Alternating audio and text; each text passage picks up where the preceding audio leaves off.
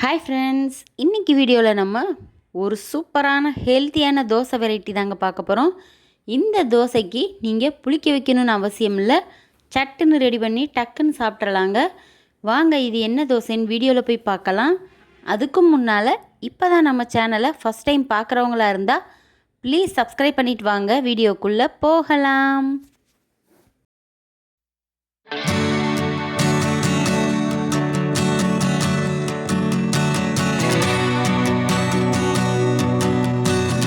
இந்த ஹெல்த்தியான தோசை செய்கிறதுக்கு நான் 1 கப் அளவுக்கு பச்சை பயிர் எடுத்திருக்கேங்க. அதே கப்பில் 3/4 கப் அளவுக்கு ராகி எடுத்திருக்கேன். இதை நம்ம அரிசி சேர்க்காம தாங்க செய்ய போகிறோம். இப்போ பச்சை பயிரும் ராகியும் எடுத்தாச்சு. இது கூடவே 1/4 ஸ்பூன் அளவுக்கு வெந்தயம் எடுத்திருக்கேன். 1 டேபிள் ஸ்பூன் அளவுக்கு பாசி பருப்பு எடுத்திருக்கேங்க. அதே ஸ்பூனில் 2 ஸ்பூன் அளவுக்கு கடலைப்பருப்பு சேர்த்துருக்கேன். கொஞ்சம் கிறிஸ்பியாக கிடைக்கும் தோசை, அதுக்காகத்தான். இது எல்லாத்தையுமே இப்போ நம்ம தண்ணி சேர்த்து நல்லா வாஷ் பண்ணிட்டு வந்துடலாங்க. ஒரு 2லேருந்து 3 தடவை நல்லா கழுவி எடுத்துக்கோங்க. இப்போ பாருங்கள், நல்லா கழுவியாச்சு. இப்போ நம்ம சுத்தமான தண்ணி விட்டு இதை நம்ம ஓவர் நைட் ஊற வைக்க போகிறோம்.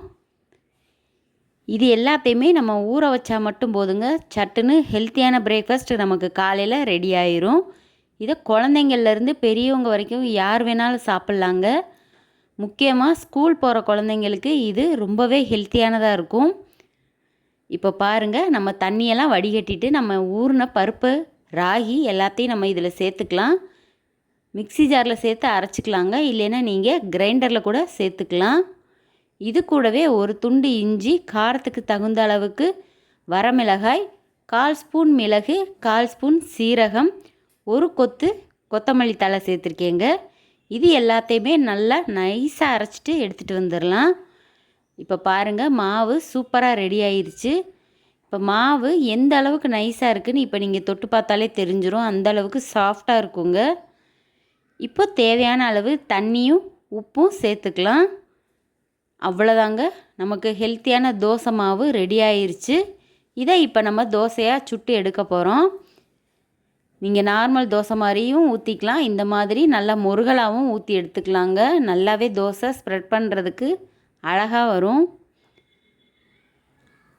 உங்களுக்கு விருப்பப்பட்டால் நெய்யோ எண்ணெயோ சேர்த்து செஞ்சிடலாங்க. அவ்வளோதாங்க, இப்போ சூப்பரான புரதச்சத்து நார்ச்சத்து நிறைந்த ஹெல்த்தியான பிரேக்ஃபாஸ்ட் ரெடி ஆயிடுச்சு.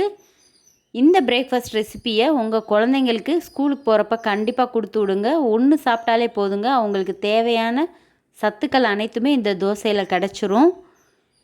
இந்த தோசை வீடியோ உங்களுக்கு ரொம்பவே பிடிச்சிருக்குன்னு நினைக்கிறேன். இதே மாதிரி தோசை ரெசிபிஸ் நம்ம சேனலில் ஏற்கனவே அப்லோட் பண்ணியிருக்கேங்க.